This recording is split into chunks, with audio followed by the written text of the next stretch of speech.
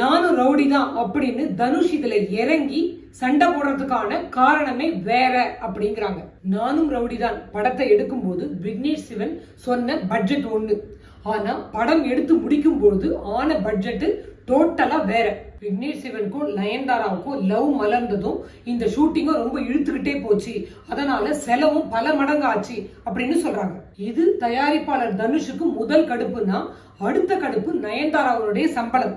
3,60,00,000 ரூபாய் சம்பளம் பேசுறதா சொல்றாங்க. முதல்ல அட்வான்ஸா 60 லட்சம் ரூபாய் கொடுக்கிறோம், ஷூட்டிங் ஆரம்பிச்ச உடனே 1 கோடி ரூபாய் கொடுக்கிறோம், படம் முடிய மீதி படத்தை கொடுக்கிறோம் அப்படின்னு பேசியிருந்தார் தனுஷ்.